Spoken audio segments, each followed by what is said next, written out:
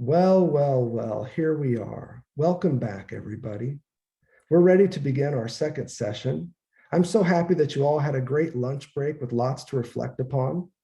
Here we are, ready to begin again. Now, where were we? Any questions from last time? Let's just start by taking a few questions and see where everybody is. You have to ask yourself, always in the present, what the future will value. Part of the drama and the difficulty of being alive is that the present is always blind to what the future will value. In 200 years looking back, is anybody going to remember Mark Zuckerberg? Will Facebook have been a thing? Will Instagram have been a thing? Will any of this have mattered? What about the way that cell phones might be wiping out our population by increasing infertility and the likes? Is that a thing? Is that going to be a thing? In 200 years, we just really don't know. And part of what I was talking about last time in terms of being towards death, imagining yourself on your deathbed in order to look back and make good decisions about meaningful life in the present, is also along these lines. If the future is always blind to the present, and the present is always blind to the future, how are we to make these good decisions? What's the basis for making good decisions? It's a bigger topic, obviously, than just reading Lacan. But I would say a good bumper sticker to have in mind is that the present is always blind to what the future will value of it. That's a good one to hang on to here. And so the imaginative exercise of putting yourself in future moments looking back can really only be that, a kind of imaginative exercise. For those of you that have read other key social theorists of the mid to late 20th century, like Michel Foucault, who writes on the history of sexuality, including the history of psychoanalysis, this is somebody who also understood a lot about how madness was operationalized in the modern tradition, to create a whole trove, a whole army of people called psychologists that could then diagnose and institutionalize, criminalize, anthropologize ill people. So I think that this is a good opportunity for us to reflect broadly, not just thinking the big thoughts, but remembering that psychology is a tradition. It's a discipline like any other. Like any other. Some people might even say that English is a more healing art than psychology. English, the discipline, not the language. I'm really eager for us to get to graph 1 on 681. So I'm looking here, and I want to offer you a summary of what we were talking about this morning on page 679. When you lose traction in this text, return to page 679 for a great summary of what's been happening up to this point. It begins with a very difficult opening phrase, being of non-being. In the French, you're on page 802. In the English, you're on page 679.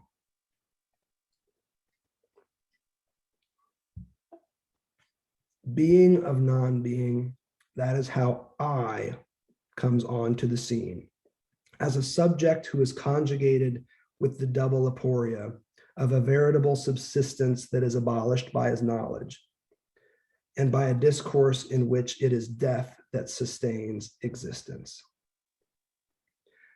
The general rule here is that the enunciating subject must be placed under erasure for the grammatical subject to take flight. That's what he's talking about here. The double aporia. An aporia is like an impasse. It's like a roadblock. A veritable subsistence that is abolished by his knowledge. The enunciating subject, the embodied parts of self, are typically abolished when we enter language as a grammatical subject. A discourse in which it is death that sustains existence. The death of the human form that sustains its existence in language as a grammatical subject. This is a great summary of what he's up to here, at least up to this point. We're almost ready to talk about graph one. The key move here occurs on page 681 in the line just above graph one. We've talked a little bit about the role of language in human subjectivity and how language produces a kind of split subjectivity where we're always torn between the versions of ourselves that are impulsive, that are affective, that feel the intensifications of feeling that come from having a body, and the version of us that is abstracted in language, operating at the level of Instagram and the US Postal Service, including Zoom itself.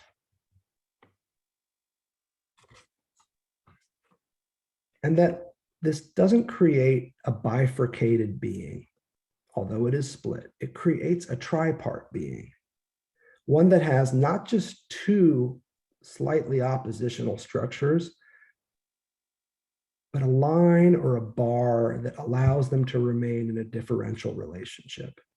For Lacan, the most important part is the bar, the cut, the gap itself that language introduces, allowing these two parts of self to open up and remain in a differential relation.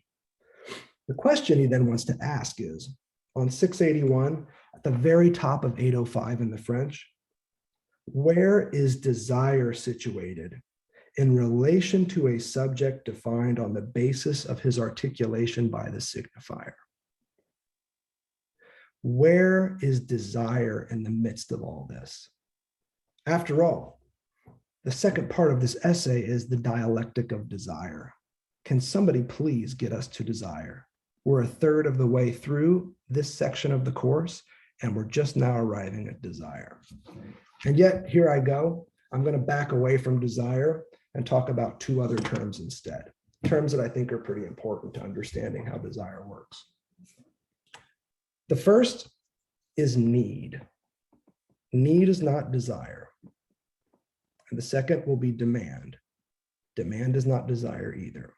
They're both incredibly important to understanding what's happening on page 681 with graph number 1. I want to tell you some stories. I can't vouch for these stories. I can only vouch once. I raised a kid. She's still around. She's still a kid. But I got her through this phase. And I don't know if this holds up for you in your experience, but it certainly held true for Lacan. Remember that body that we're born into in the first of 3 pillars of human ontology I spoke about? You have to have a body, and that body has to receive care from others. This body is a body of pure need.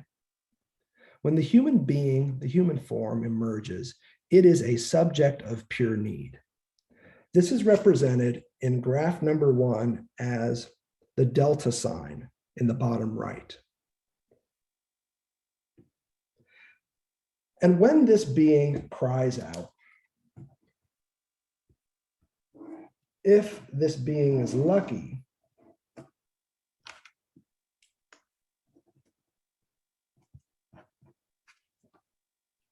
here's the crying out. Wah.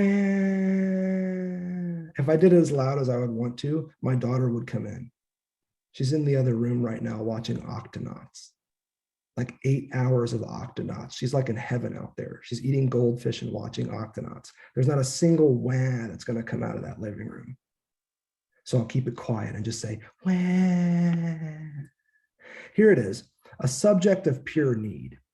This is the field of need down here. And when I say pure need, I mean that in the beginning, to the extent that we can even talk about this, human beings are born as biological organisms, strictly. We are the lizards on the rock. We are animals to begin with. Effectively, if you want to know the types of animals we are, we're basically worms. There's an indoor and an outdoor, and all of this other stuff is just there to help us keep things flowing through. The structure of the organism is effectively that of a worm. So also with us. This is the worm, a bioanimalistic being of pure need. They have material needs and they cry out. If they're lucky, whether your parent was good enough or not, food was brought to them. And I really want to emphasize this. I don't want to dip into Winnicott or any of this other stuff. A good enough parent in this model, a good enough primary caregiver in this model, doesn't have to be a mommy or a daddy or an auntie or an uncle or anything. It's just somebody that brings you food when you're hungry, blankets when you're cold, and the like. The good enough model that Lacan is working with here at the level of a primary caregiver is just one that allows the human being to sustain its biological life, basically keeping that shit alive. So what happens is the subject of pure need cries out. And the adult, being the adult that they are ideally, hears it in the other room. We can just call it the PC, or the primary caregiver. The primary caregiver hears the cry and shows up, usually with some ideas in mind about what's going to happen next. I remember when my kiddo was born, or about to be born, I called my brother. He had had several kids. I said, man, what the hell am I supposed to do? When this thing cries, I'm not going to know what it means. I won't have any idea what it means. It can't just tell me what it wants. He said, bro, look, there are only like 4 things you can do. He's like, basically, like, if it cries, you can bring it food. If it's still crying after you try and feed it, try changing its diaper. If it's still crying after you change its diaper, maybe it's tired, try and get it to sleep. I said, well, what's the 4th one? He's like, then you just call the doctor. Don't worry, it's fine. Just call the doctor. They'll know what to do. But I figured, okay, I had this list. I had the 4 list on a little note card so I could never forget, right, the things to do in the order that they do. A child cries, and the parent interprets that cry. I want to be very clear about this. In this model of child development, the meaning of the child's cry is determined by the primary caregiver. The primary caregiver assigns meaning to the child's cry. So much so that the child even learns to cry in certain ways to produce certain effects. The same way that you can meet a parent, some of these seasoned ass parents, and you hear their kid crying, and if you don't have kids, you're like, shouldn't you go check on that? And you're like, and the parent's like, no, that's not a real cry. That's okay, he'll be fine. That's not a real one. And then all of a sudden, the cry sounds exactly the same, and the parent's like, oh shit, that's a real cry, I'll be back. They can perceive some difference that you can't. And I would just suggest that it's the parent's perception, the primary caregiver's perception, that trickles down to the subject of pure need. I want to emphasize this again. The meaning of the cry is determined by the primary caregiver's response. The subject of pure need, this bioanimalistic being, doesn't know that they're, quote, hungry. Something is just off with them organismically. Something feels off. They don't know that they need a new diaper. They just know they're uncomfortable. And so they cry and hope for the best, if they hope at all. This is something really important because the transition from the outburst that is cry, coming from a position of need, crosses the threshold of language. You'll recall this is the exact same model we've been working with. There's a horizontal line and a retroactive line. Remember all these? It's the precise and foremost structure of human speech as well. These models are all the same. There's a diachronic line that unfolds in time, and then a retrospective, nachträglich line, for those of you that read German, that operates retrospectively after the fact.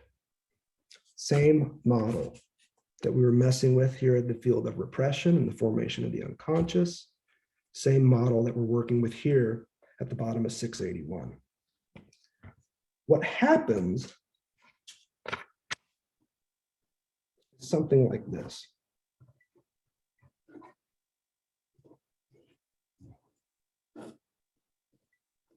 And here I'm going to add some terms to help us keep things clear.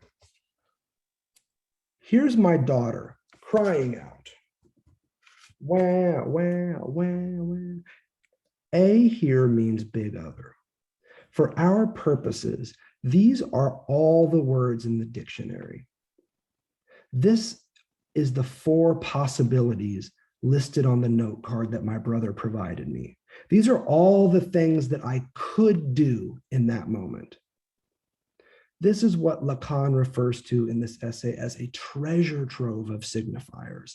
These are all the possible responses that a primary caregiver could have to a crying infant. Now, I joke and say that I only had 4, but let's get real.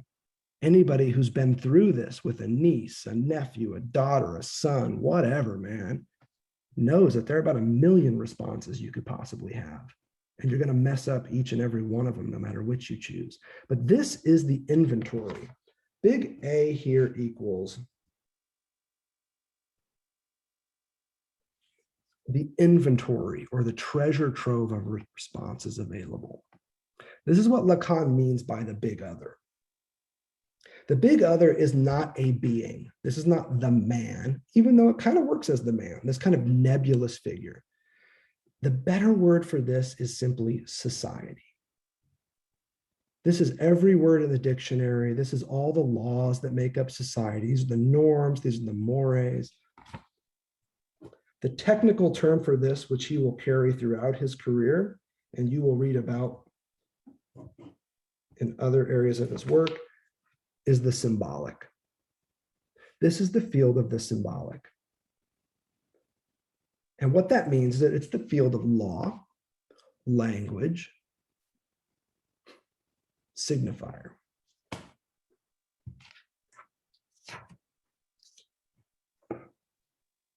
It is a place more than an entity. And it purports to be complete. That's why there's no bar through it. This is the collection of every word in the English language. If you want an example of this, this is what every dictionary purports to be.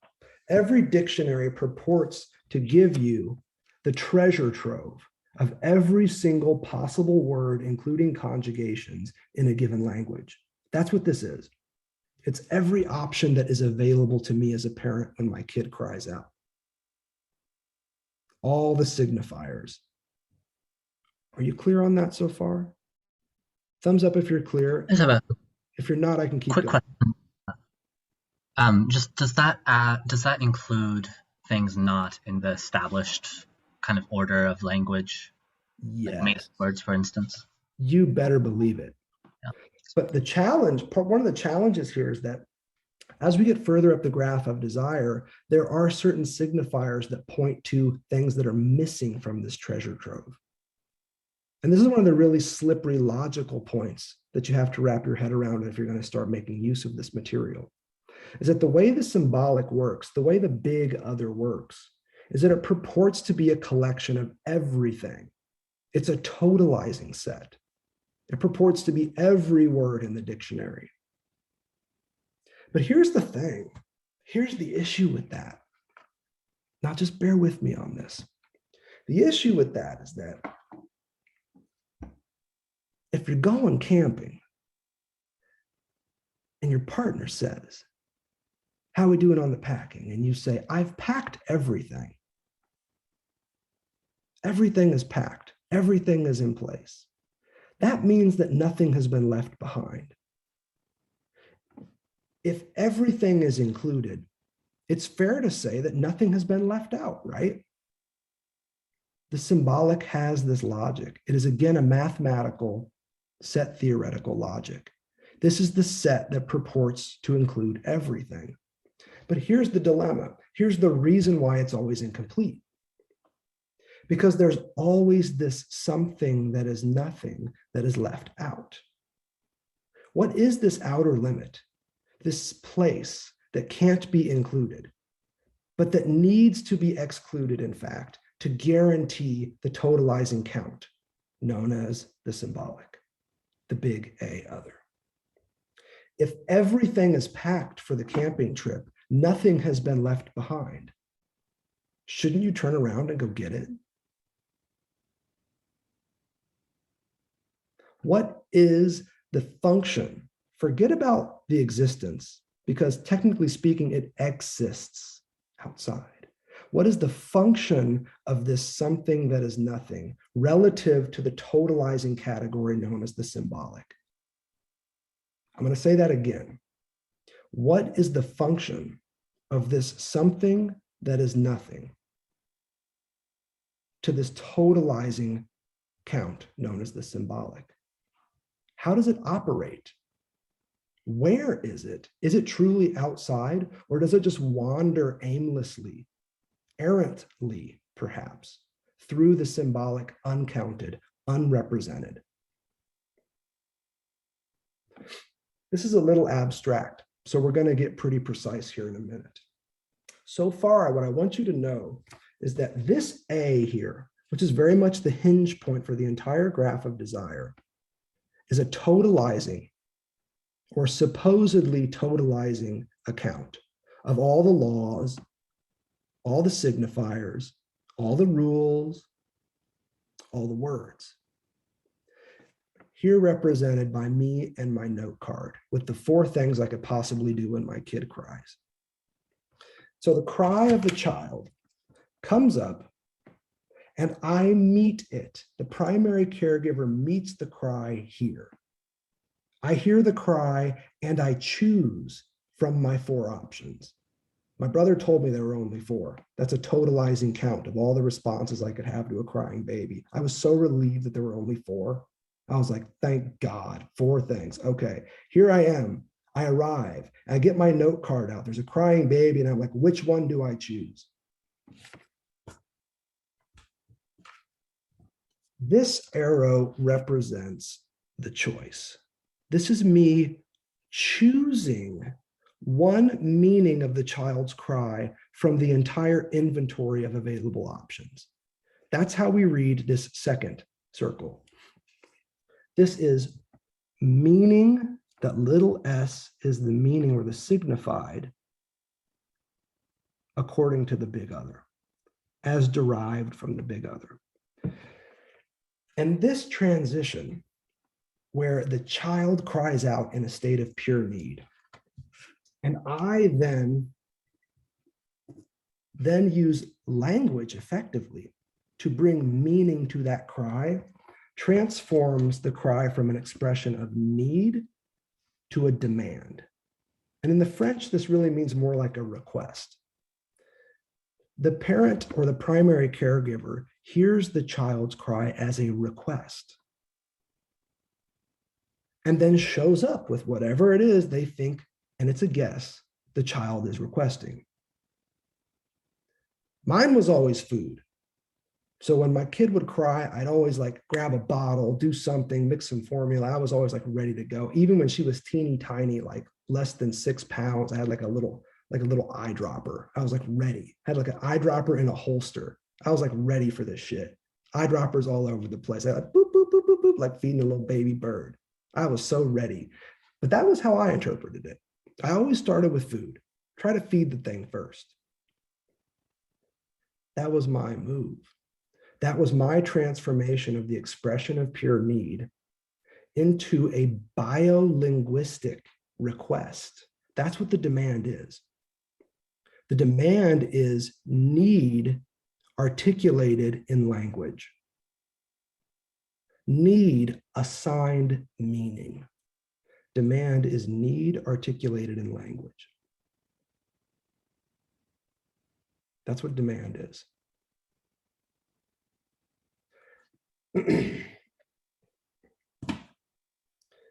Over time, what this little infant learns is that the best, fastest, easiest way to have its needs met is to articulate them as demands, eventually choosing to use the words of the primary caregiver, a language that is not their own.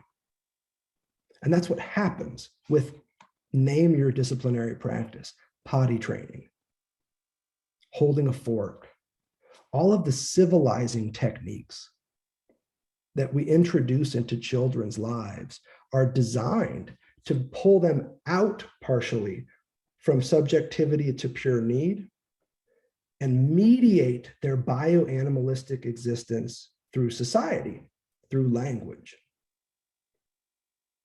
You can hear this very clearly in the grocery store when the kid really wants something and they're crying about it. They may be even having a tantrum. One of the things that you'll hear primary caregivers saying again and again to crying kids is, I can't understand you when you're crying like that.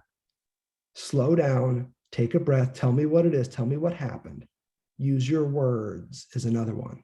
Use your words is what the primary caregiver tells to these kids. Some of you are smiling because you know this is how this shit unfolds more often than not. This introduction to language, a language that is not their own, yet nevertheless will be eventually referred to as their mother tongue.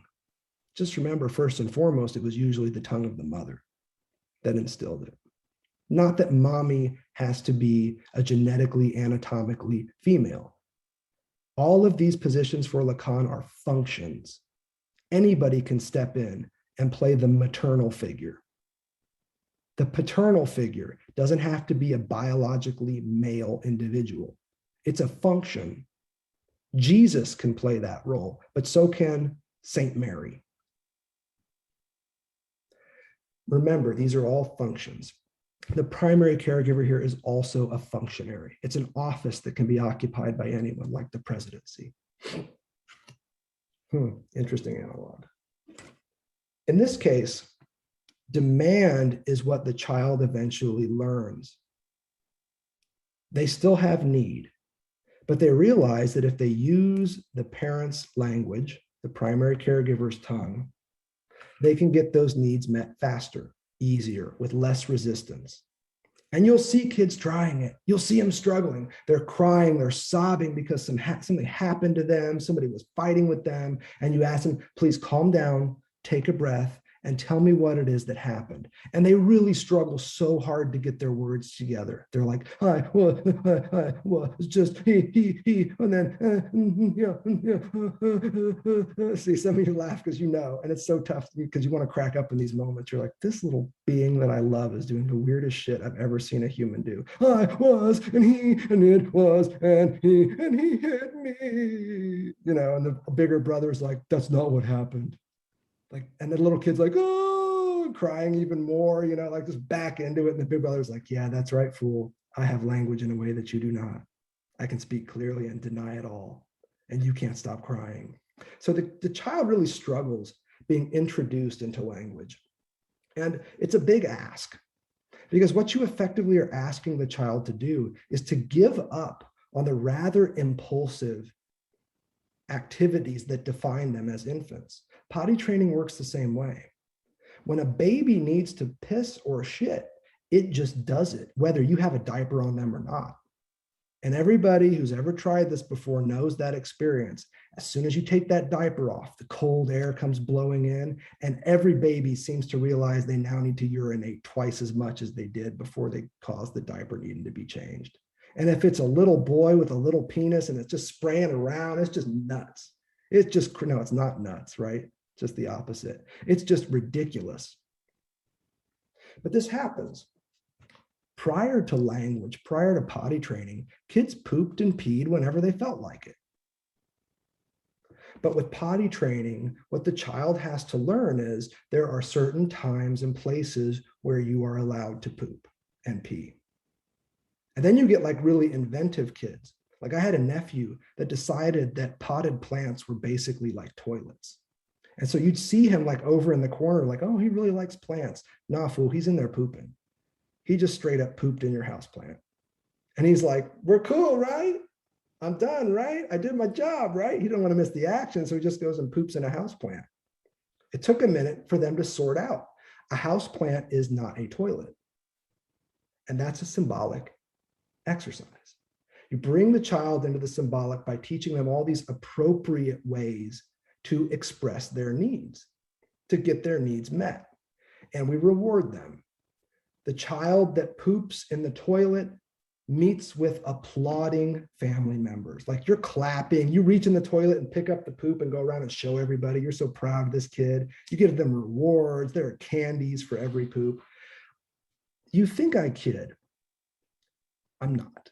When I told you that 7 minutes was indeed a gift of shit, I mean to remind you that all gifts descend from the original gift, which was the gift of shit that the child gave to the potty training parent. Remember this about gifts. The best gifts are as useless as a pile of shit. It's the horrible work of art that your child generates that you will hang on to for the rest of your life. It's that terrible sweater that your grandma knitted you once that never fit, was absolutely atrocious, but blew your mind at the amount of love you felt from her. Think about this. The gifts that societies were used to give to each other were spears that were never meant to be thrown, vases that were never meant to be filled. The greatest gift is a totally useless gift, which is how we get expressions like it's the thought that counts. The first gift always tells you the truth of what gifts are like. They're always shit. It's always the gift of shit. And that is technical. And when that goes bad, this is one of the ways that you can get obsessional neurosis. It's one of the great sources, according to Lacan. Potty training is a great opportunity for the seeds of obsessional neurosis to be sown. What we are after here is language, the role of language in this. The function is the same, and that function is simple. Let me cut to the chase. Prohibition. When you tell the child they can only poop or pee at this place and at this time, that is effectively telling them no, N-O. That is a prohibition. It's a prohibition, you might say, against pooping and peeing whenever and wherever they want. And that's partly how things go south, right? Is the child has an accident and the primary caregiver loses their shit, so to speak. And that can create issues. But if you keep it 300, cool, calm, collected, you get the kid to the bathroom, you can kind of work things out. But accidents are going to happen. Now, this is not just about like civilizing these little worms that are children. This is about introducing the first cut into a human being's life, which is effectively a prohibition. Now, it doesn't matter whether you are prohibiting pissing or shitting whenever and wherever, or whether you're prohibiting baby talk. My kid does this sometimes too. She has a kind of regressive voice that she gets into. And I catch myself telling her, use your real voice, honey. Use your real voice. And so she's like, okay. And then she starts speaking normally again. Anytime you get like regressive speech in patients, and you can see this too around, people have done studies around humans interacting with pets, especially with vets around, the way that we throw our voices and talk very highly when Fluffy's right here and do all this kind of like regressive behavior and talk through the mute animal to address the vet. I'm having trouble with my anus these days. I get a bloody anus sometimes, you say through your cat to the vet. And the vet's like, oh, really, you do? And then the owner's like, yes. It's a totally bizarre form of human interaction, but it's mediated through a creature that can't speak. The difference is that if you're lucky, the child is able, through a series of mirror neurons, but also through an innate linguistic ability, to start appropriating that language and learning it. And pretty soon, they're using your words to express their needs as demands, as requests. Daddy, may I please have? We're working a lot on that these days. Not just I want, but may I please have? These calm, polite ways of doing it, further regimenting the way that needs get met through demand. The main thing to take away from this is that the experience that the child undergoes is one of prohibition. The word for that technically in Lacanian terms is castration. I don't think we need that word. I think that word is helpful because it appears, especially in the upper right-hand quadrant of the graph of desire. But what he means there is prohibition. And it's fundamentally prohibition against one thing. It is prohibition against living in a world without prohibitions. This is another one of those weird, odd, logical moves that Lacan makes that will distinguish his work from other thinkers. He can rise to this level and then mobilize it for clinical practice. You think that the prohibition is against baby talk, is against crying when instead you could use words. That's not it. The first and foremost prohibition, the constitutive prohibition that produces the split subject, is a prohibition against remaining in a world without prohibition. The no of the parent or the primary caregiver is fundamentally a prohibition against living a life in which you've never heard no before any longer. That world ends. If you accept language, you have to give up on pre-linguistic, bioanimalistic life. Not entirely, but you have to render it alongside your sociolinguistic reality. And now you are a split subject. It sounds like a lot. It sounds like a big ask. Another word for this that you may see in some of the literature is alienation. Alienation because you are asked to inhabit a world of meaning that is not of your own creation. And not even asked, you are oftentimes forced into this world, sometimes traumatically so. That process is known as castration or alienation. I think we do better to just call it prohibition. And it's not simply a prohibition against any particular behavior.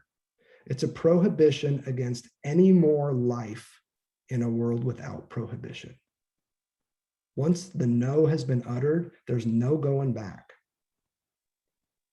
if you accept it. According to Lacan, this is one of the ways that you get psychosis.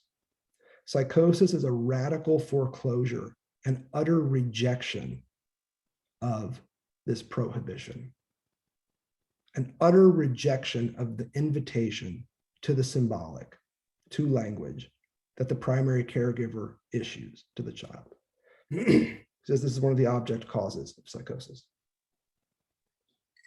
Because what's lost to the psychotic is also what's gained to the neurotic by accepting their place in the symbolic. And that is, as you just heard from me, a place. Say what you will about society with all of its laws and its rules and the fact that when you came home from the hospital, your room was already painted blue or pink or whatever. It serves this very important role of containing the child, structuring the child, providing them with a holding device in which they can begin to cultivate an identity, even if an identity built out of opposition to the pink room. It's still an opposition on terms established by the big other, where pink, at least from the 19-teens forward in America, has signaled somehow femininity. Didn't used to, but it does now. So the idea here is that this prohibition comes at a big cost, because now you can't just do whatever the fuck you want whenever the fuck you want to, which is also why I curse in this class, because as you'll see, this fundamentally becomes a prohibition against jouissance.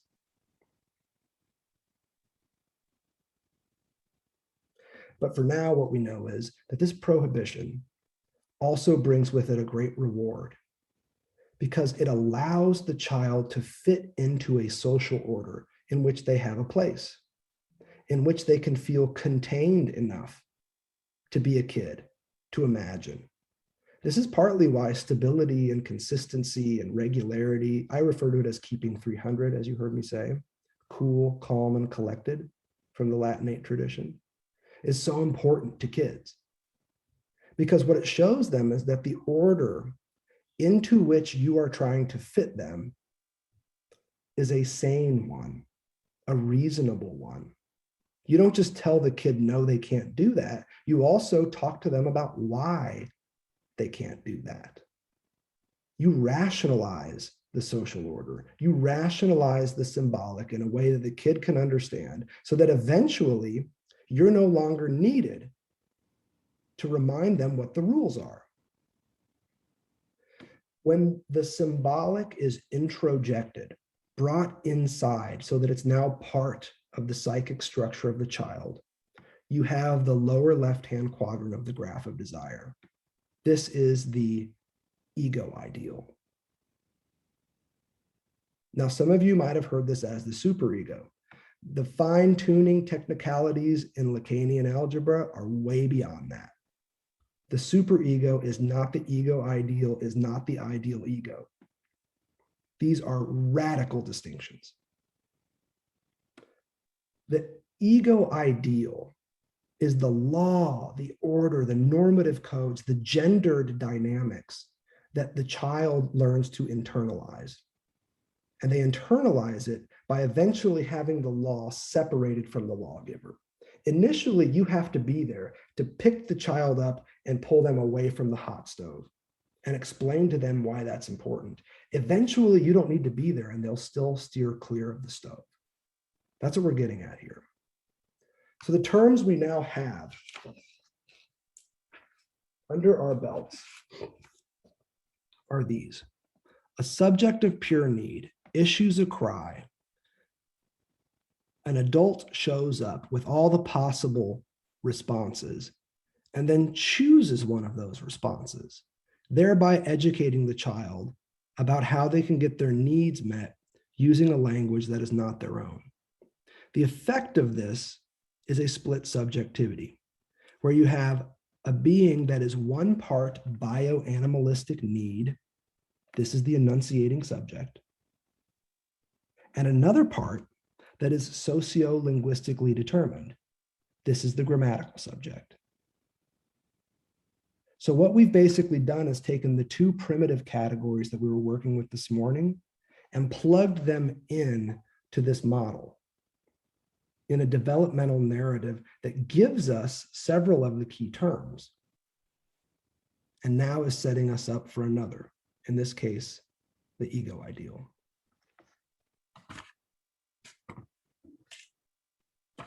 It's a trick doing this without the whiteboard, as you know, and I appreciate you bearing with me. Do let me know if you want me to hold up any of these crappy little drawings. I'm happy to do it. And let's pause for a second there and see if we have any questions that we can answer.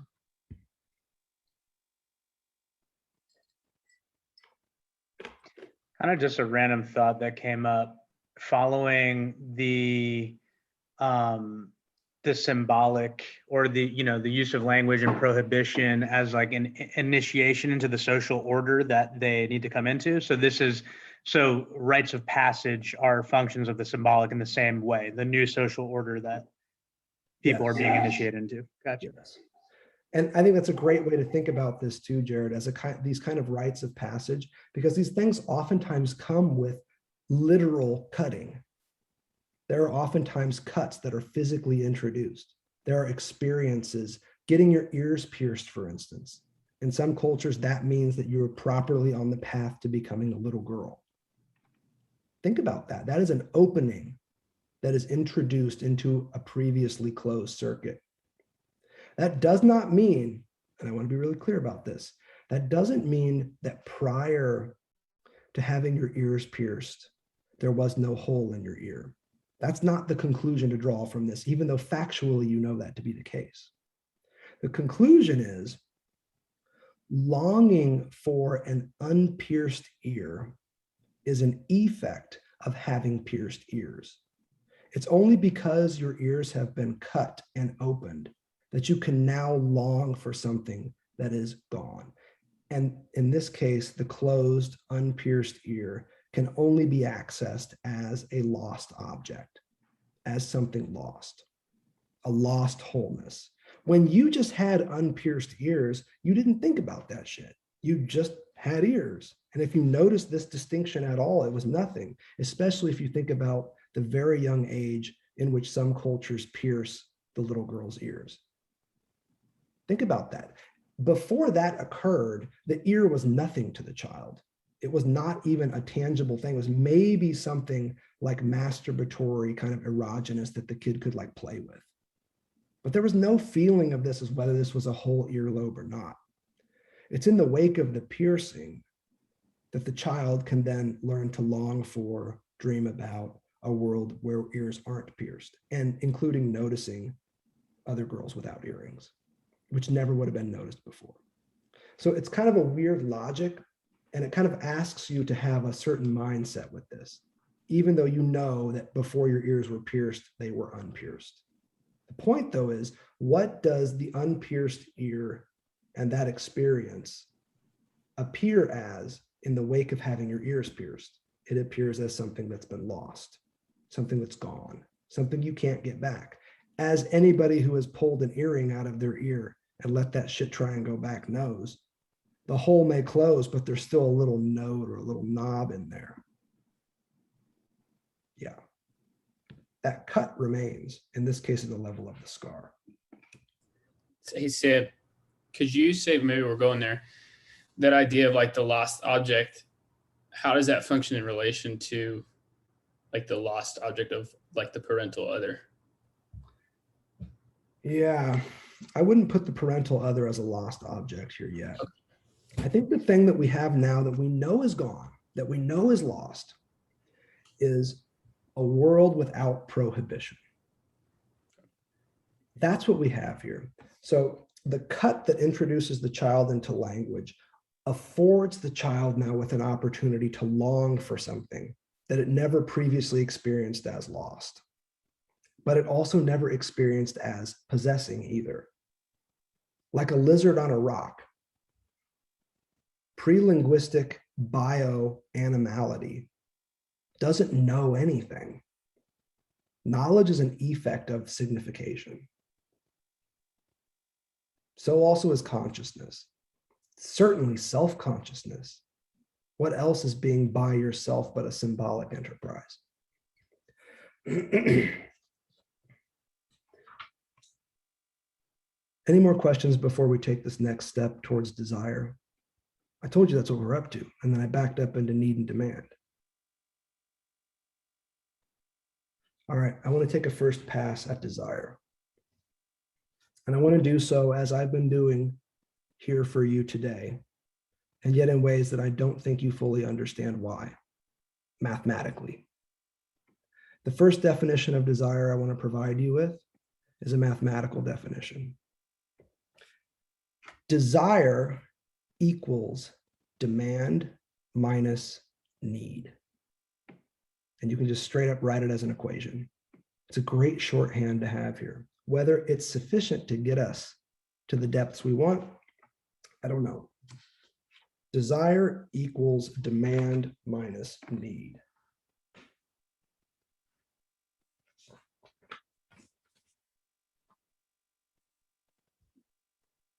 Let's stick with our example.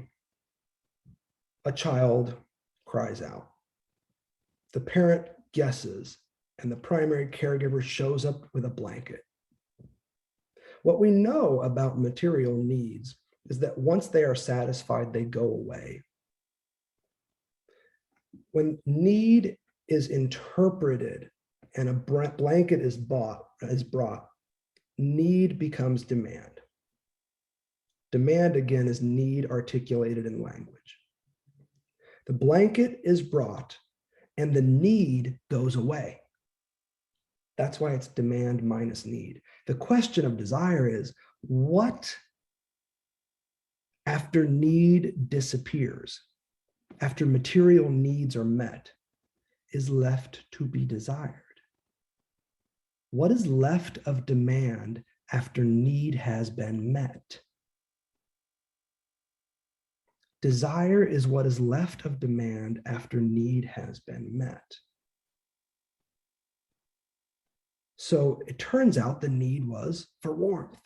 You bring the blanket and the need goes away. But there's something about the demand that lingers. There's something more to be desired. And I've thought a lot about this, and I just want to be as clear as I can, because I don't believe in obfuscation of any sort. When a primary caregiver shows up with a blanket, they're not just trying to satisfy material need. That's not just what they're communicating to the child. What they're also saying is, I'm here. I've got you. You can count on me. When you cry, I will respond. I will bring you blanket. In those moments, the child does not just feel warmth from the blanket that the primary caregiver has brought. They feel love.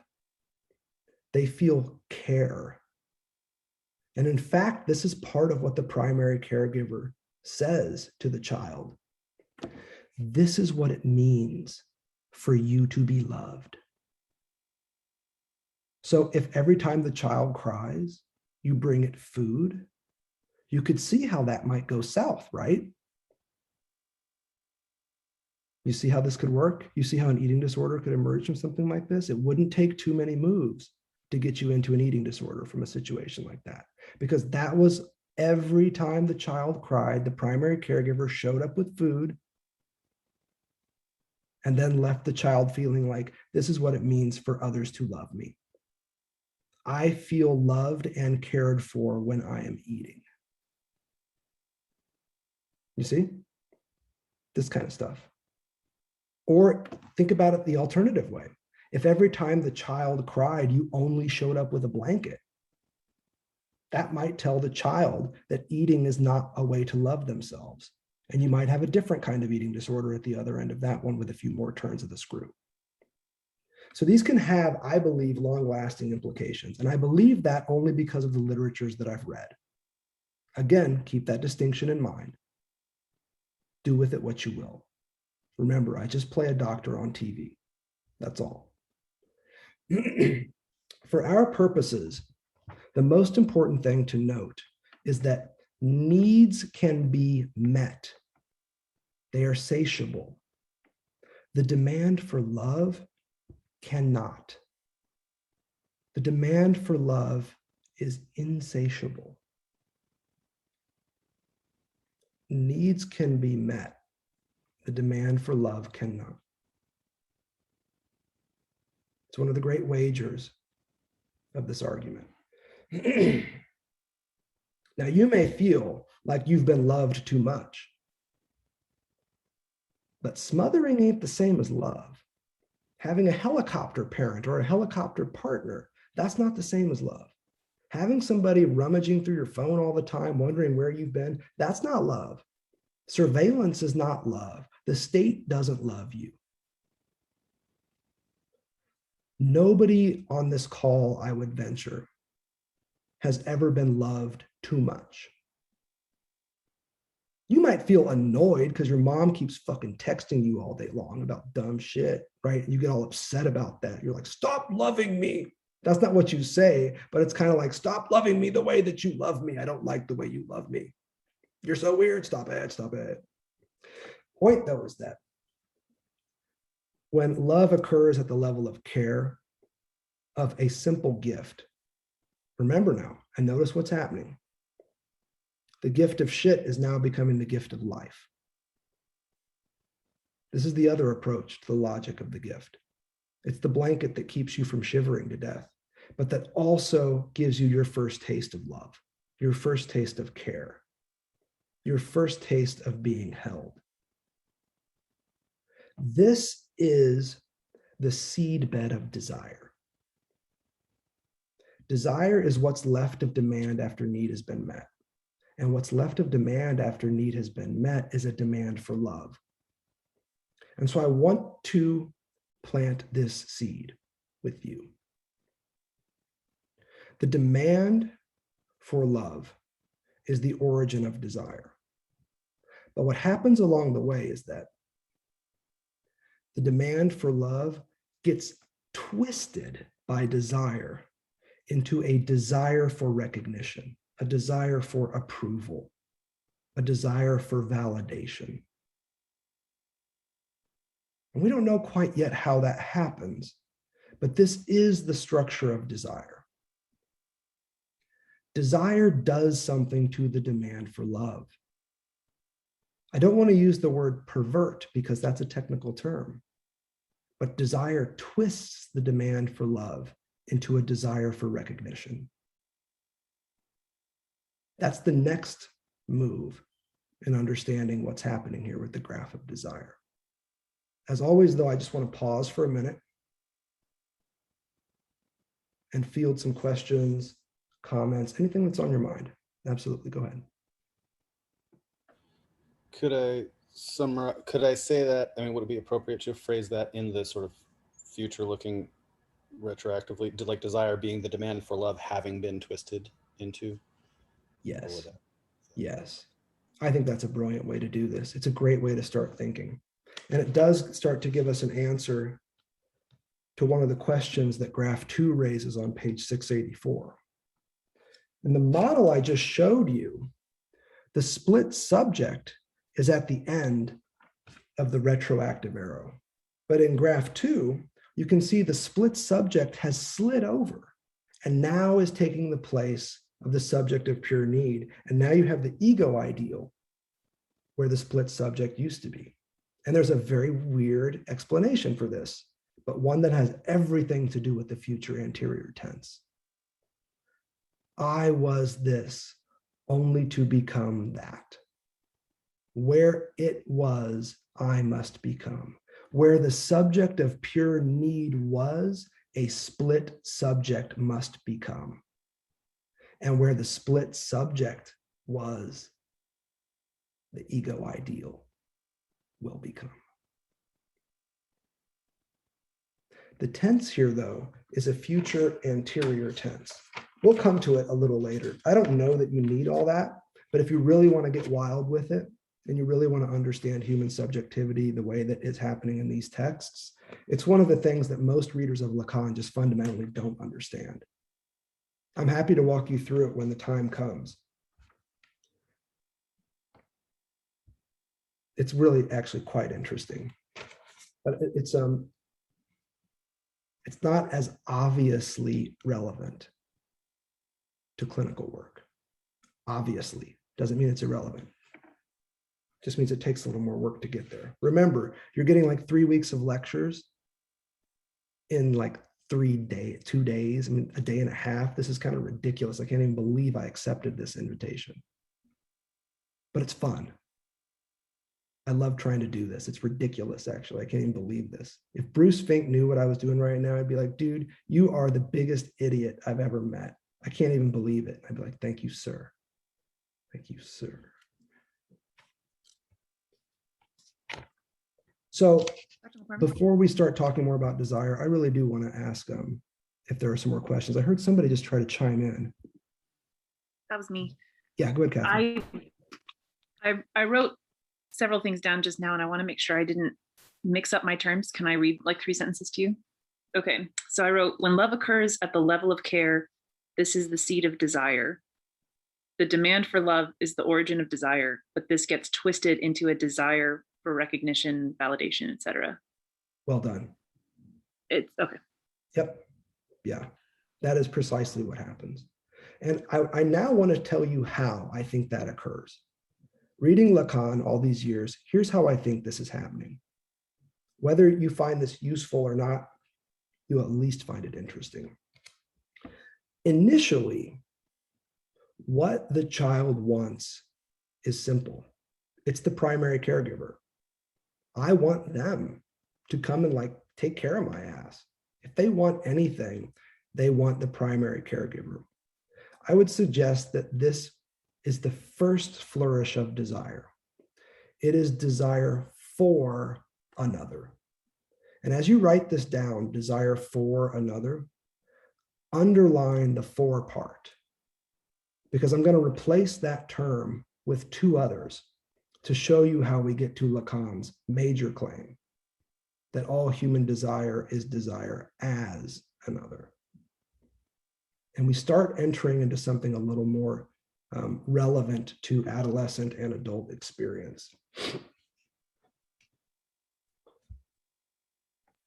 So does this maybe connect back to what Nick was asking about the the lost object or the lack in the other, in that becomes adopted by the subject as their own lack, and that's how they seek appreciation.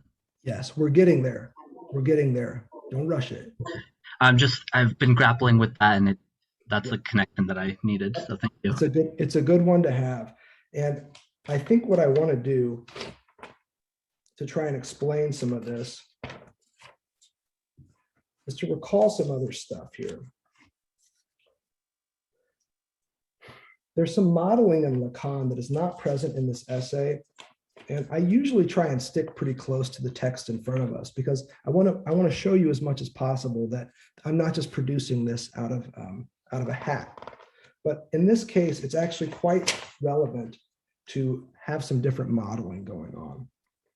So initially what you have is you have a child in relationship to a primary caregiver. Here's the child down here, here's the primary caregiver. And the child's desire for the primary caregiver is really a desire for their affection, for their care, for their attention at the level of care. So you can see the child very much oriented towards the primary caregiver. Kids, as we know, have extremely good perceptual apparatuses. They can see well, they can hear well. Their seeing and their hearing far outpaces their gross and fine motor skills. So you can have a kid who really can't even walk, much less crawl, but has a very acute ability to observe what's around them and to hear with great clarity. And one of the first things that a child notices is that they are not the only object of interest to the parent. Now, initially, things are a little bit wild. The kid doesn't know what to do with this. The parent holds up a flat little black thing, looks at it, and smiles.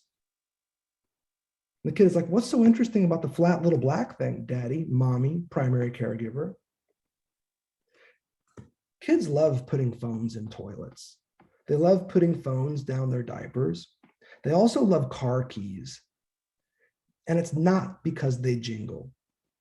I'd like to suggest that the reason why the child is drawn to the primary caregiver's car keys is not because they jingle, but because the car keys symbolize or signal the primary caregiver's departure.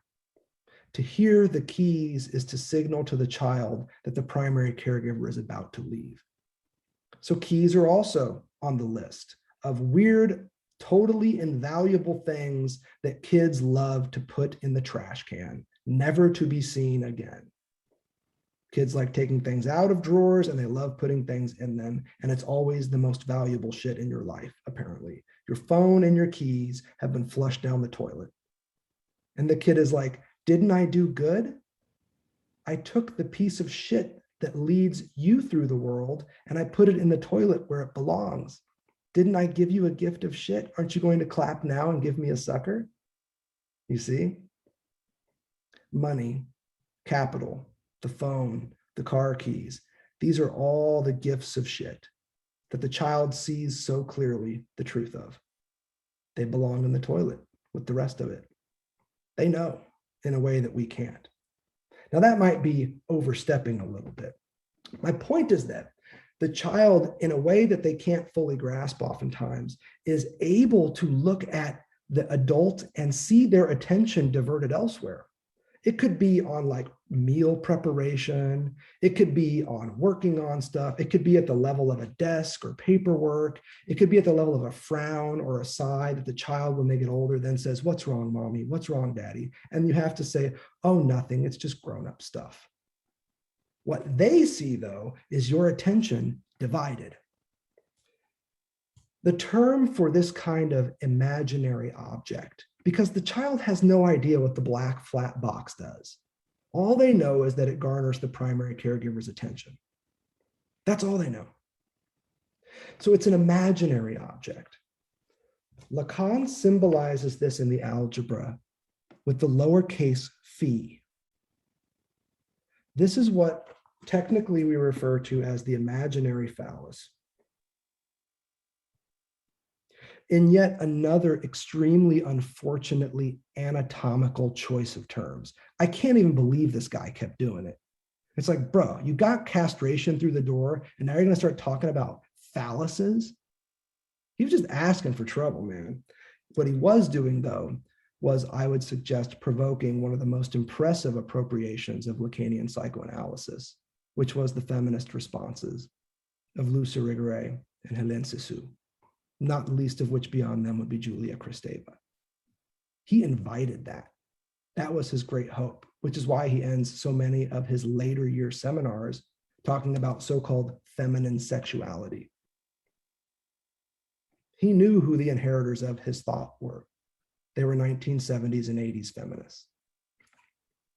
I don't think he got the intended effect that he wanted, but nevertheless, that's who he was after. So back to this model. The child has desire for the primary caregiver, but what they see is that the primary caregiver doesn't just strictly reciprocate that desire, but also has divided attention. The primary caregiver is also drawn to something else, something that the child can only really imagine. Another object that from the child's point of view is an imaginary one. They don't know what the phone is about. They don't know where daddy or mommy or the primary caregiver goes when they take the jingly jingles and walk out the door and start the motory motor and all that stuff. They don't know. They can only imagine. All they know is your ass is gone. You are checked out when you're standing in front of that phone. You are not present when you are in the car and gone.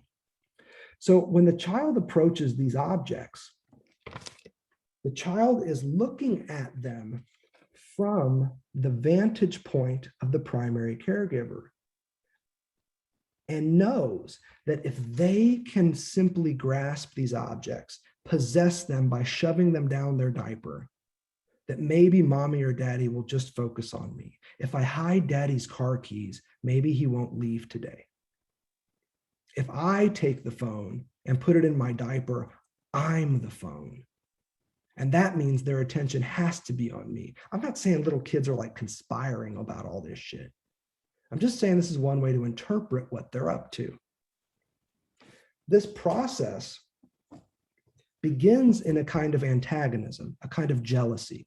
The child is first jealous of the other object that has the primary caregiver's attention, according to Lacan. After a while, they realize that they're impotent to contest the other object. And so, like everybody who realizes that they can't beat him, the child decides to join him instead. So this passage from antagonism to identification is absolutely crucial here. The child now thinks that if it can just identify with whatever it is the primary caregiver also desires, then the child will in turn get their desire for the primary caregiver met. Is that clear? That was wordy, I know. Can you run it back? Yeah. The child suspects that if they can identify with what the primary caregiver also desires, then the child can have their desire for the primary caregiver met. Because if the phone is in the child's diaper, now the primary caregiver doesn't have isolated access to the phone apart from the child. You see? So you create an identification between these two elements and the child gets the parent's attention. And that's oftentimes what happens, by the way. The parent is busy doing all this other stuff and the child grabs something of value and runs down the hallway and the parent's like, hey, wait a minute, where are you going? Give me that, give me that. You get it, I'll play with it, I'll play with it. The child's like, fuck you, man, at least I got your attention. That happens on a regular basis. It's quite a normal thing. For us, though, I want to notice how our terms shift. In order for the child to have its desire for the primary caregiver met, it has to identify with the desire of the primary caregiver. It's a shift from the desire for another to appropriating the desire of another. The child doesn't find your car keys inherently interesting. That's what I'm arguing here. It's not because they jingle that the child is drawn to them. They are drawn to your car keys because what those car keys signal to them about you and your comings and goings.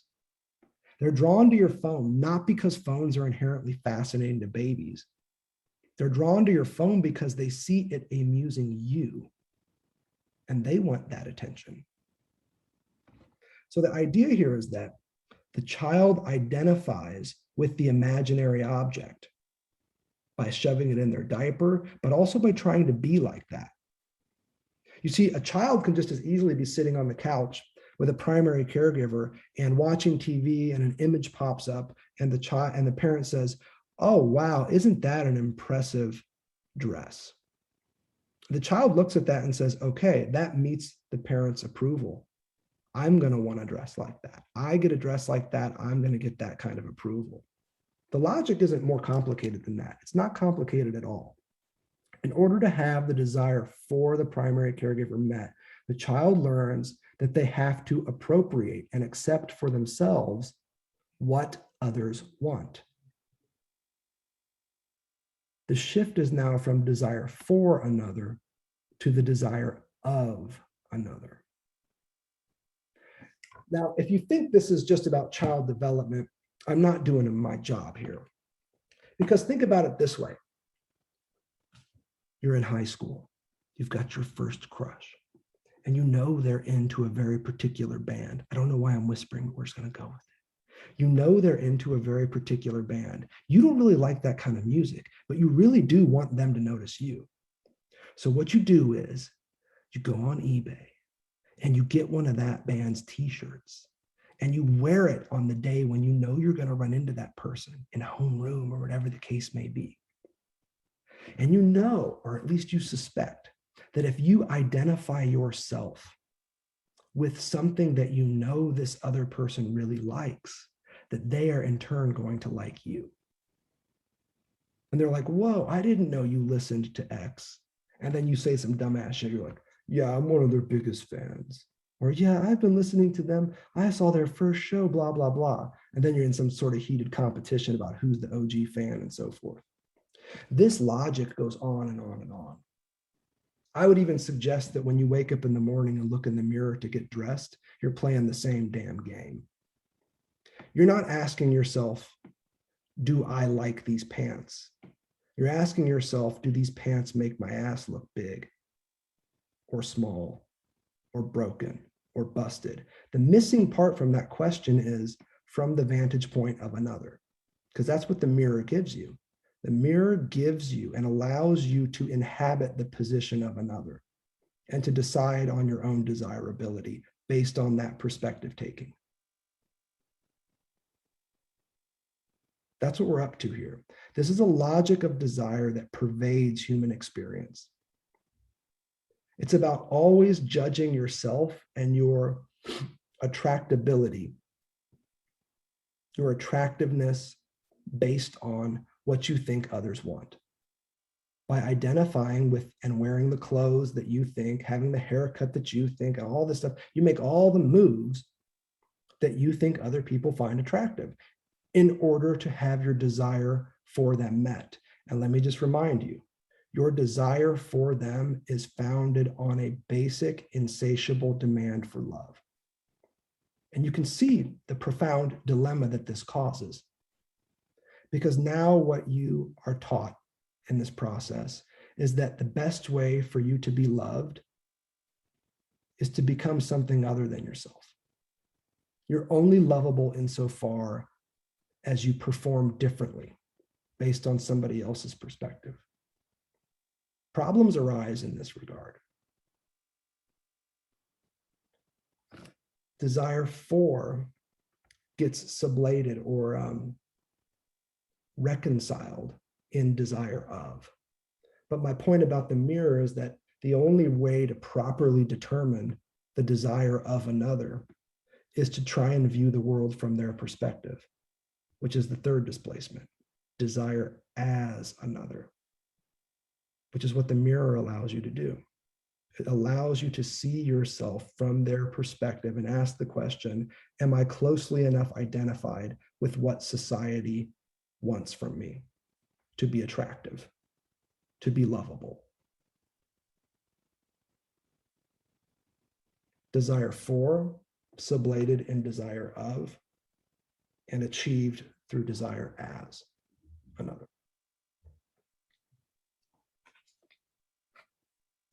Can you say that one more time? Desire for, sublated in desire of, and what's the last one? Yeah. How did I put it? What's the best way? I don't know. You got to say it again and say it better. I don't know. Damn, I was hoping I could get you to do that. Yeah, I mean, the idea is that you would have to take the perspective of another in order to determine what they desire. You have to start seeing the world as another from their point of view. Yeah.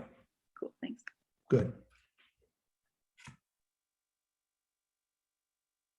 Where are we at so far with this?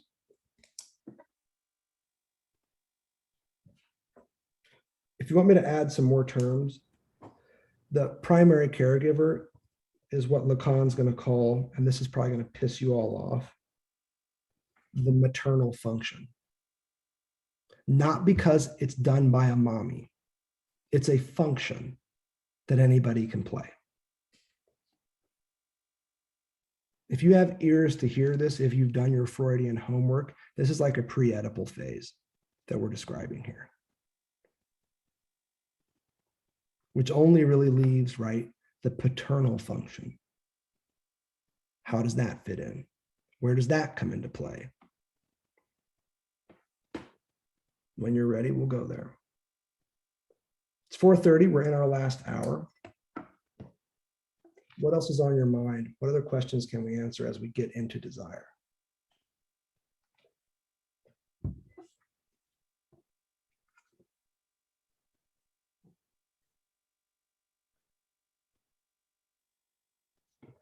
We're about ready to read some passages from this book.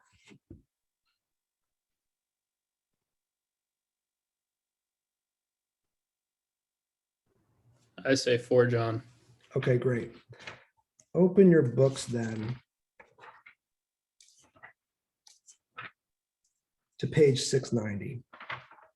The action really starts at the bottom of 689. In fact, maybe that's the way to do this. Let's start at the bottom of 689 in the French. Can you give us, 814. can Yeah. you give us the other page numbers? Yes, the French is 814. The English in the book is 689. And the paragraph begins, "For it is clear here." Everybody got it? Yeah. "For it is clear here that man's continued nascience." Do you know what that means? It means ignorance. Don't forget where we started today. And don't forget this strange interlude that began our afternoon session. Don't forget the centrality that ignorance has played in our work today. Don't forget what we're actually talking about here. It's only by reducing truth to ignorance that knowledge can have his day. For it is clear here that man's continued ignorance of his desire is not so much ignorance of what he demands. Don't forget, my brother can get the list out. He'll tell you exactly what he demands. And I've told you that there's something more profound going on. What we demand is love, which may after all be isolated as ignorance of whence he desires. Note the shift here. What you demand is a red herring. We know the answer to that question. The new question is, from where do you desire? The answer is with the little dot down at the bottom. Desire originates in the big other, in society. And that's what this all-important page 690 gives us. If you read on, he starts messing around with language, not surprisingly there. Page 690. Here now we are still on page 814 of the French, just right at the bottom. But we must also add that man's desire is the other's desire. And Bruce, to his credit, his great credit here, he's left in the French so that you can really kind of take stock of what Lacan is doing here with the day, the DE, in which the day provides what grammarians call a subjective determination, namely that it is qua other or as other that man desires. Here what we're getting at is the technical passages in which Lacan is trying to explain the desire for, of, and as another that I just walked you through. This is why the other's question that comes back to the subject from the place from which he expects an oracular reply, which takes some form of chevois, what do you want, is the question that best leads the subject on the path of his own desire. Assuming that thanks to the know-how of a partner known as a psychoanalyst, he takes up that question even without knowing it in the following form. What does he want from me? You've also heard me allude to this passage as well. The initial curiosity of the analysand should be directed at you, according to Lacan, at the analyst. And the question that they should have is, what do they want from me? And then the art of analysis, according to Lacan, is to turn that curiosity back toward the analysand, so that the question chevois is now addressed not to the analyst, but to some other scene in the analysand, some other voice. Read here the enunciating subject, which we've talked about.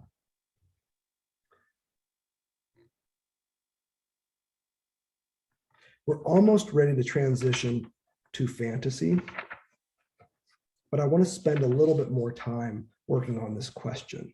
What do you want? Because that's part of what we're seeing working itself out here. The child is effectively looking at the primary caregiver and realizing that they want something other than the child. And so the child is left to imagine, what is it that the primary caregiver wants? What do you want? Tell me what it is so I can go get it so that you can then love me. Notice how the roles are reversed here. Initially, the child learns about love by other people bringing them stuff. Now the child is asking, what do you want so that I can go get it in order to bring you near to me? Very interesting game of fetch happening here.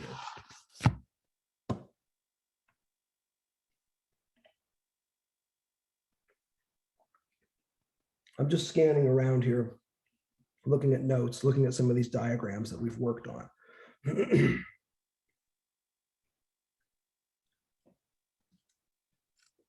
I think we're good so far.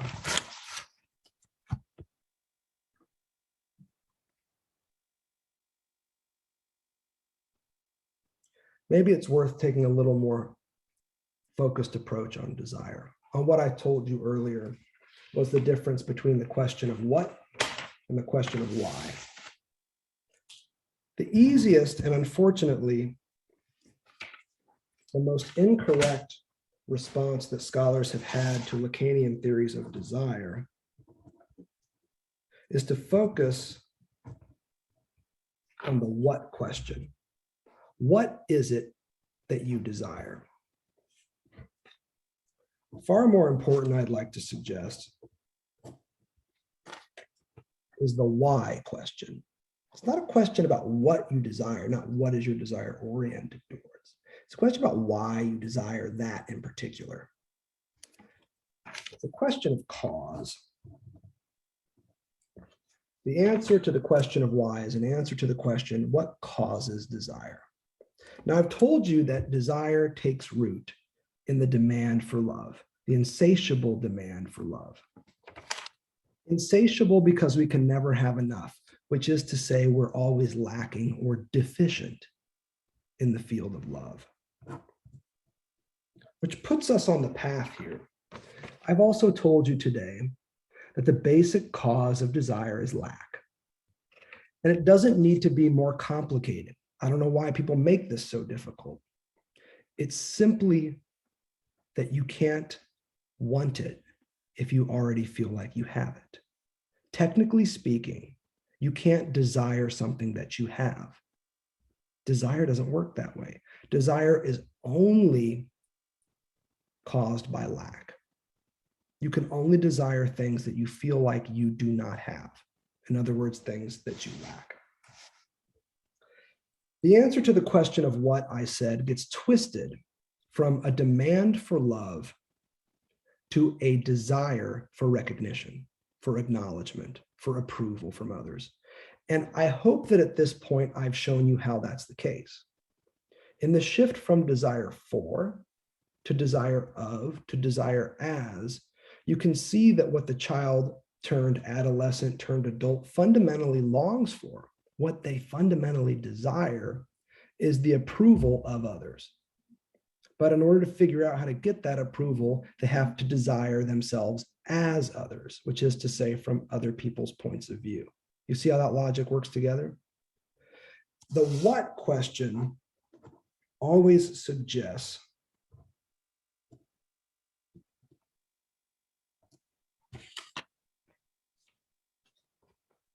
a desire for recognition. What we want is always a desire for recognition, to be seen a certain way. This is the underlying motivational structure for the grammatical subject, for that selfie that you posted online this morning of you having that epic meal. You want to be seen a certain way. We all do. It's fundamentally a desire for recognition. So no matter what it is you want, the new house, the new car, the better X, the faster Y, it is always fundamentally at root a desire for recognition. By possessing that object and showing that you have it, you can garner the recognition, approval, and love of others. That is not the same as recognizing your desire. The question of why puts you on a different path.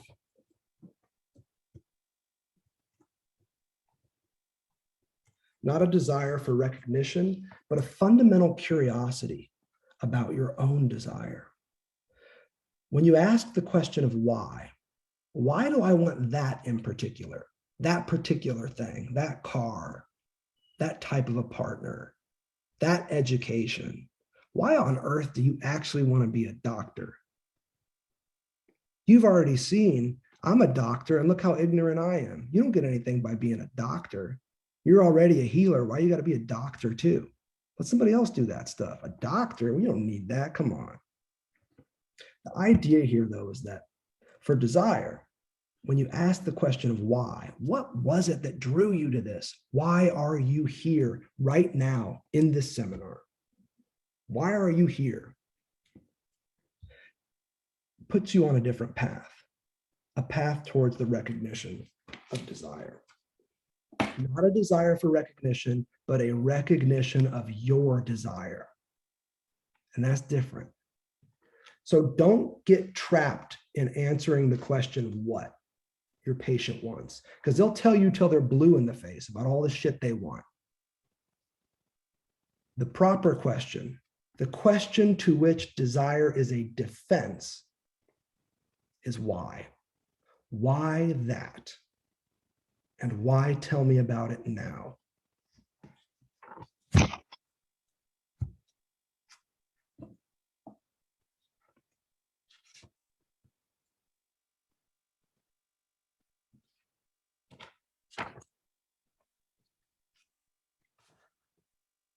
Chevoir. What do you want? You ever see Coming to America? It's back. But the original, you know the original, where Eddie Murphy's character is about to get married? He says, what do you want? She's like, whatever you want. Well, what kind of music do you like? Whatever kind of music you like. What kind of food do you like? Whatever kind of food you like. It's a very odd thing, but it's precisely what happens. What do you feel like having for dinner tonight? I don't know. What do you feel like? If you think about it, it's a very casual way of going about this. The question chevois, what do you want, is oftentimes met with a response equally questioning, whatever you want, obviously in order for you to then receive their desire and affection. This move is called fantasy. And the way we write it is the way you see it in the completed graph. There's you as a split subject, uncertain, trying to guess what it is the other wants. So here the imaginary phallus has been replaced by something else. This notorious italicized little a. This is fantasy. Fantasy is what becomes of the desire for recognition if the analyst is unable to put the patient on the path toward the recognition of their desire. Fantasy is what becomes of the desire for recognition if the analyst fails to put the analysand on the path toward the recognition of their desire. Fantasy is like where desire hits the ground. Fantasy is an instantiation of desire. And it's exactly the kind of desire I've been describing to you. Desire for, of, and as another. It takes root, it manifests itself in terms of fantasy, which you can hear people saying all the time. Bruce Fink talks about a patient of his who came in one day and told him about a movie that they saw with a couple, and they're doing something or rather, and the person says, and I saw this person in the movie, and I was weirdly attracted to them, but I really didn't like them. I didn't like the relationship that they were in. That's not the kind of relationship that I want for myself. No, sir. No, thank you. And Bruce says in that moment, he was tempted to ask the patient, well, what kind of relationship do you want? What kind of relationship are you into? Like what? Let's talk about how we can get you what you want. And then he said, he paused and realized the trap. The truth of what the subject had said was around their repulsion towards a particular subject. The trap that defends against the truth was to ask them, what is your fantasy? Tell me how you fantasize your life unfolding. What would be ideal? Tell me about your ideal partner. If you as a split subject could have anything to make your life whole again at the level of a partner, what would it be? That's the trap. The truth of it, though, came when they said, man, I was really repulsed by this figure. The better question, Bruce says, and the one he put to the patient was, what about them disgusted you? What drew your attention to them and then had your attention transformed to disgust? That was the question that opened it up, because it put the subject on a different path, not the path of desire with what they want and their fantasy of a complete partnership, but instead on the path towards their enjoyment, towards their jouissance. Why did you have such a strong repulsion to that individual? Fuck what you want. Tell me about what you did in that moment, how you felt in that moment. A very different move, a very different question, a question of affect, not meaning, jouissance, not fantasy, demand and drive, not desire. The best way to translate fantasy is as a split subject living their life in relationship to what they think other people want. Now, we could, as one of you requested, talk about this in the particular clinical cases of obsessional neurosis and the hysteric. I'm not opposed to that. I can tell you what Lacan says about that and how it works out. But I think we should fly a little bit higher. Just keep things a little bit more at the 30,000 foot range that we've been cruising at. Because when someone asks you, What do you want? You can certainly respond and say, I don't know, whatever you want. But you could also turn the question back to them and say, what do you want? Right? Chevois meets with another Chevois. What do you want for dinner? What do you want for dinner? So you can easily turn the question back around and turn it into something different. What is it about you that makes you want to turn to me in search of answers? Is one way to read this response. It can also be the first step towards presenting your partner or your patient with some signifier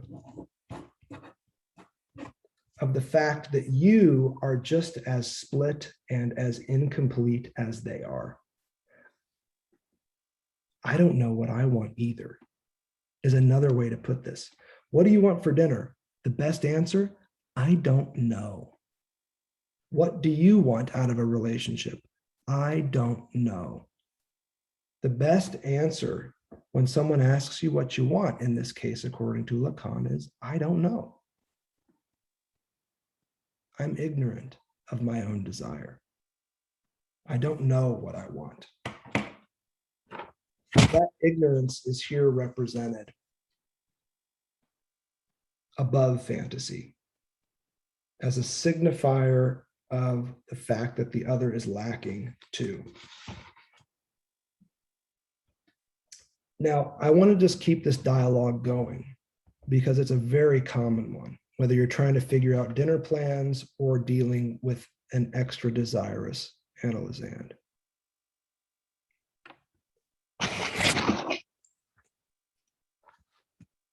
Oftentimes, when someone asks you what you want, you can respond and say, I don't know. They, in turn, can respond in the dialogue and say, oh, yes, you do. You're just not telling me. And now they're driven even deeper into imagining what it is you might want. Gosh, okay, well, let's see. You said you liked the pizza that I made last month. So maybe I'll try and do pizza again. The subject that is split never tires in the field of fantasy of trying to guess what it is other people want. They are never exhausted by that. And the worst thing you can do for a subject in that position is give them a straight answer. I want to show you the difference between the two using the graph of desire.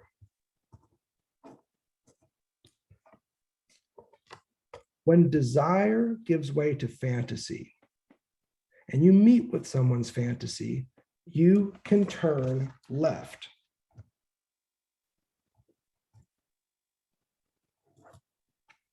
And you can provide them with an answer. You can play the omniscient being with all the answers who knows exactly what they want in life and dinner alike and tell them the meaning. The same way that the primary caregiver, by showing up with a blanket in response to a cry, determined the meaning of that cry in the field of language. The same move can happen in fantasy, which is why when you look at the completed graph, you can see that desire flows to fantasy, and from there you can just turn south and wind up in this position. This is the person that has never been able to say to you they don't know. I know people like this. I'm an academic. The toughest thing for academics to say is, I don't know. Professors fetishize, and I use that term technically, knowledge. They get off on knowing, and they have a hard time saying, I don't know. But that is precisely what Lacan advocates, because the other opportunity here is not to go south, but instead to turn north. When you meet somebody's fantasy, you can simply respond by showing them that you are just as split as they are. Because don't forget, where desire fundamentally starts is with split subjectivity, up through the big other to this little desire for, of, and as, that then finds instantiation at the level of relatively fixed fantasies, fantasies about the good life. If you could just get this. In capitalism, it tends to be like money. If I just had enough money. I saw a guy on a loan the other night. He said, I would die if I could provide my family with enough money to live. More important than him being a primary caregiver in his crew was a pile of money. Very interesting logic here. Fantasy takes root in all of these strange objects that we think if we just could get will be complete. In your case, it might be that doctorate. Usually, though, in order for fantasy to serve its crutch-like purpose, it has to resort to the big other. And if you happen to instantiate the big other for somebody mired in fantasy, you are always going to have these two choices, whether it's a partner or a patient. You can either play dumb or pretend like you're omniscient. Lacan's wager in all of this is the training of analysts. He knows that his stuff's getting appropriated and brought into like cultural critique and social theory and the like, but fundamentally he's trying to teach psychoanalysts how to respond to the fundamental fantasy that walks through their door every morning. His answer is always take the high road, play dumb, and never hesitate to show that part of you, that you are incomplete. Because the alternative is to slide back down into the lower registers, which I would also suggest in the graph of desire are the lesser registers.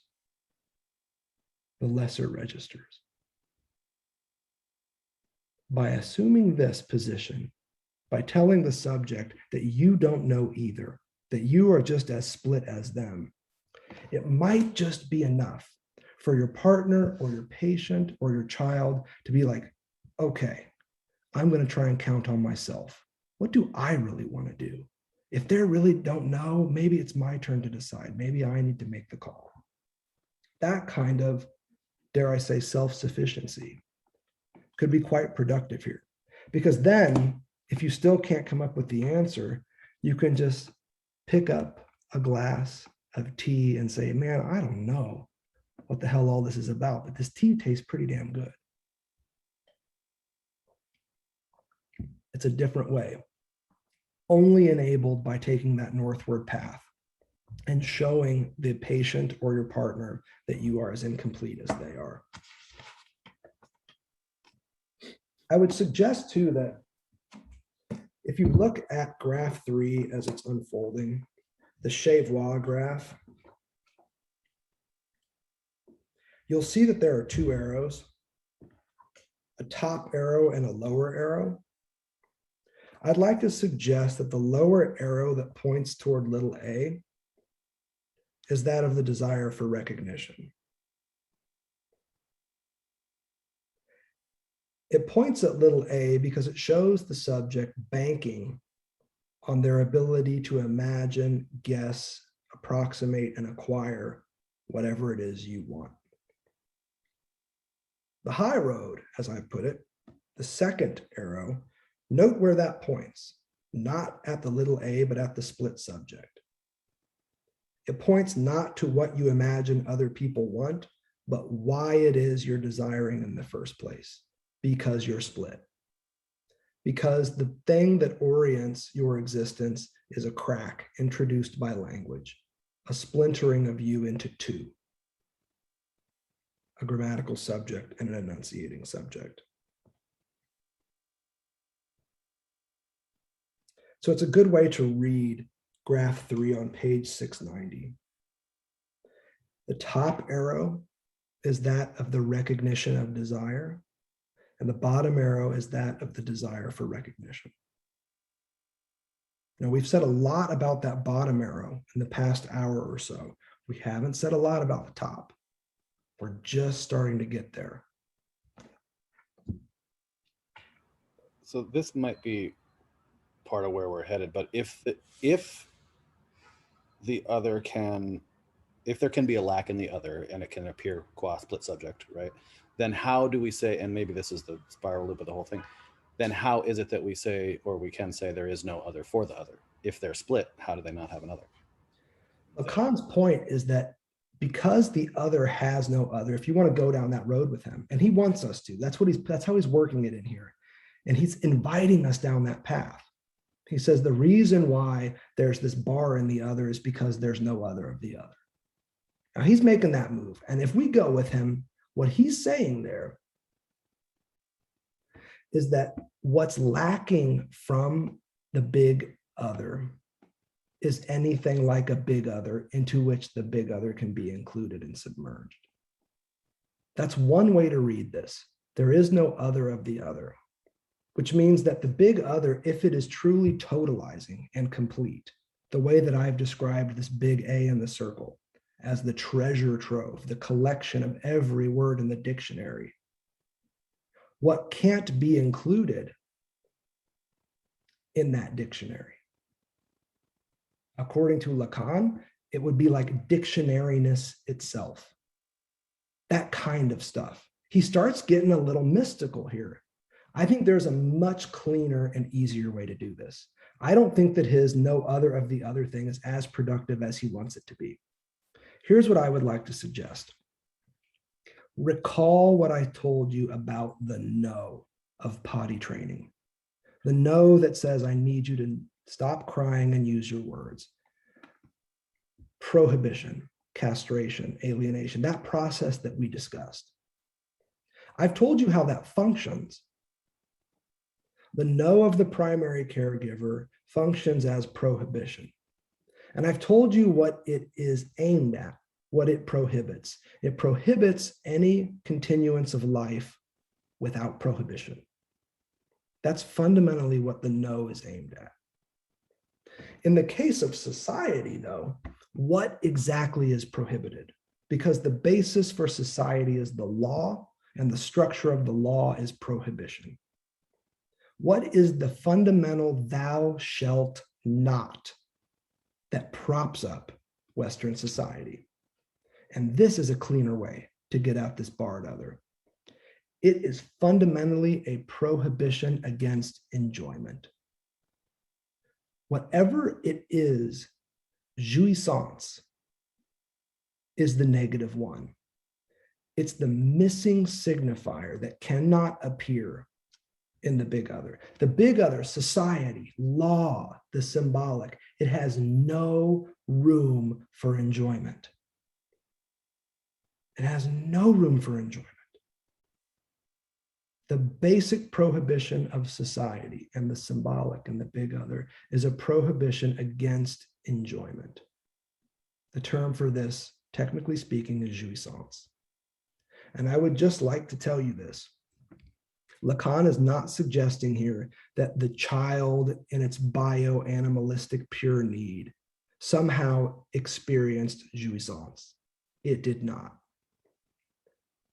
That's not jouissance. Whatever that pre-linguistic experience of the baby lizard on the rock animal, blah, blah, blah, that's not jouissance. Jouissance is what is subtracted from the symbolic in order for its totalizing claim to cohere. This is why I use set theory to talk about this, because it's the most precise and technical way to do it. If everything is packed, nothing has been left behind. What is this something that is nothing? You heard me ask earlier. This something that is nothing is a no thing, a thing produced by the no that introduces the first cut, that integrates the child into the symbolic. This no thing, what is prohibited, is jouissance. You can think about this at the level of masturbation. Little kids, as Freud well knew, and very accurately so, are little polymorphous perverts. His use of perversion is not very technical here. He's just saying that they're these like constant masturbators. Little kids go with their hands wherever it feels good. They're not genitalized. They haven't been taught that the only place they can feel enjoyment of a sexual sort is in their swimsuit zone. They haven't heard that yet. It's been something else to them.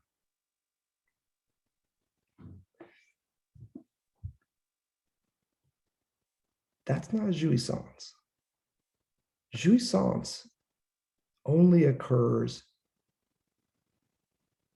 as a struck out, subtracted entity from society. That's why you have to close the blinds. That's why you have to turn out the lights. That's why you have to take that picture of your grandma and put it face down on the dresser before you crawl into bed, under the sheets. That's why it's private. That's why you don't want to talk about it. That's why we're smiling right now. Because you know what we are talking about is off limits. It's private stuff. The reason why it's private is because it's fundamentally prohibited. The basic prohibition of society sounds like this: enjoy as little as possible. Whatever it is that the symbolic is missing and thus rendered split or barred, its name is jouissance.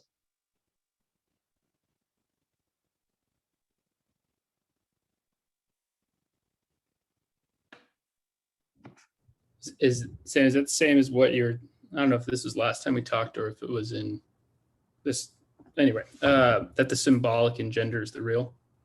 Yes, that is precisely what's going on here. We haven't discussed the real, and frankly, it's not even in this essay very much. But for those of you who have dabbled in Lacan, and those of you that have taken very seriously this construct of the real, note, the real wasn't there before the symbolic came up. The real designates all the shit around jouissance that the symbolic kicks out. That's the real.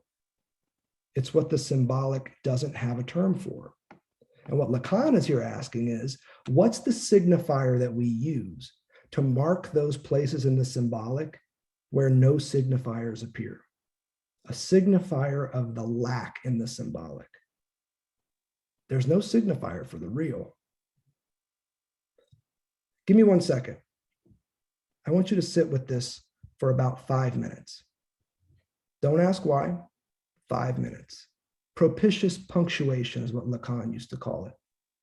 Take 5 and sit with this issue of jouissance. It is the negative one. It's what's barred.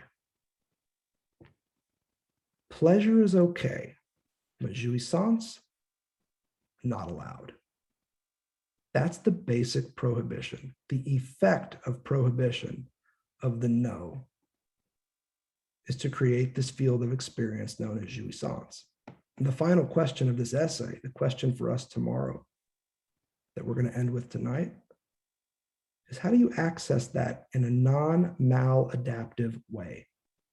How, by still being good little subjects, can we still enjoy a modicum of jouissance? 5 minutes, and then I want to come right back.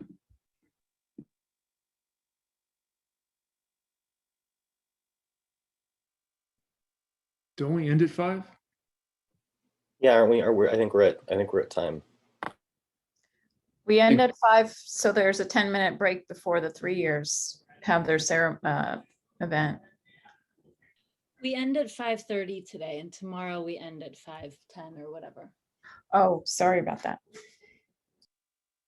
Schedule I have says we end at 5. Yeah, the updated schedule I got said 5 too, but Yeah, it's 5. He might be cashing in on those 8 minutes we owe him. there we go.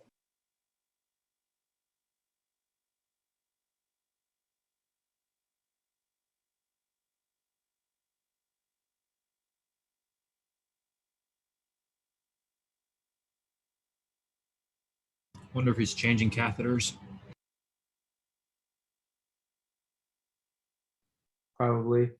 For first and second years, you guys' schedule says it ends at 5. For third years, for us, it ends at 5:30. So there's.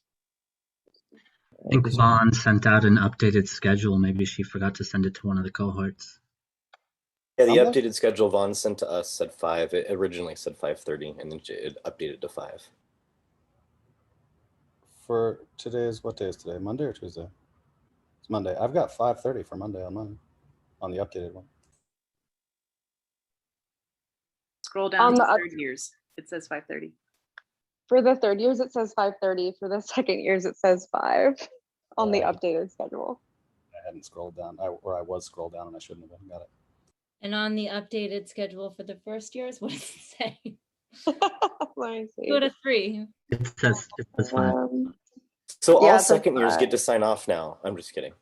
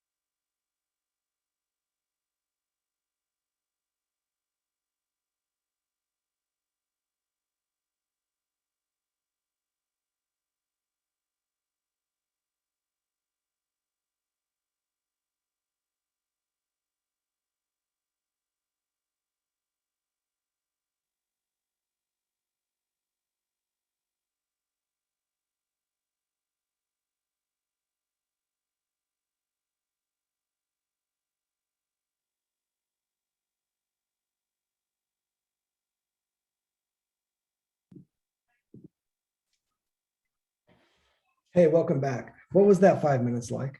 Was it even 5 minutes? Everyone was trying to figure out whether we're supposed to end at 5 or 5:30 because there's been a number of schedule shifts.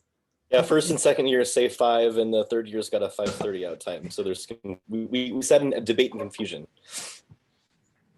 By the way, I want to say not everybody was thinking that. I know I wasn't. According to my record, so it looks like the schedule is like a little bit wonky, like all the time slots are just slightly different. I see both, but I see as our final time, 5 o'clock as the departure time. That's what I see. Now, since I let you out 7 minutes early last time, and now it's 5:04, you actually owe me 3 minutes, don't you? Actually, yeah, 5 o'clock is our departure time. And I wanted those last minutes to just be you alone. No me, no yammering on, no Lacan, just you alone with this material. I hesitate to even turn my camera back on. Part of what we're trying to get at here is a way of being in relation to the law and the symbolic. I'm not going to mess around. I'll turn my camera back on. Part of what we're trying to get at here is a way of relating to the symbolic and the law that doesn't feel so damn constraining. A way of being in society, a productive member of society, and having a non-maladaptive relationship to enjoyment. That is what is at stake. Some of you have heard this from me before, but to traverse your fundamental fantasy, to get past all the questions and answers about what other people want and whether you're desirable enough to them and all that stuff, is to create a small yet significant opening, an opportunity for something else. And it is not desire. It is not more of the same, because desire only has those gears, for, of, and as another. All fantasies are the same in that regard. But when you're with one of these expert others known as a psychoanalyst, and they're able to not just tell, but show you their ignorance, show you that they don't have the answers, you get these opportunities, these little 5-minute increments where it's just you. Now, you all were here and you were talking and doing all that kind of stuff, which is cool, I get it. But the idea is to create these moments with the analysand, where you're just stone cold silent. We've heard about what to maybe do when the analysand goes quiet. The real question is, how do you introduce silence as an analyst into the analytic experience? What about your silence? It's the greatest expression of ignorance. Not only are you refusing to provide an answer, but you're refusing to say that even. You're not even saying you don't have an answer, which in itself is a kind of expression of knowledge. Think about how throughout today, I've also used this desire, this unbridled desire to tell you how many ways I just don't know about Jung or depth psychology or clinical practice or any of this stuff. Notice how I got off on that. Notice how I learned to enjoy sharing my ignorance with you. Why couldn't I have just been ignorant? Why did I have to tell you it all the time, again and again today? Part of what makes the graph of desire so great is that you can always refer back to this map and note the ways that you slip up. This is as much, if not more so, for analysts as it is for analysands. So you, dear analysts, had the last 5 minutes, and then I just took 5 more. But now we're done. Until tomorrow morning, show up with questions, read hard. We're going to start with that -1. You thought you were done with math. Nah, baby, we're back in the math world. -1 and then the square root of -1. And remember, if it starts to get weird, if it starts to get uncomfortable, read it as poetry. If you want to know what Lacan is doing with the square root of -1, ask yourself what Chinese character it looks like. He was fluent in Chinese. This is as much a drawing, a sketch, nonsensical and otherwise. Because what is the square root of -1? It's an imaginary number that doesn't exist. That's his point. All right, poets, I'll see you bright and early tomorrow. We'll start with your questions and then launch back into the text. Thanks for all your hard work today. Thank you. Bye. Thank you, Sam. Thank you. Yeah. Thanks. Thank you.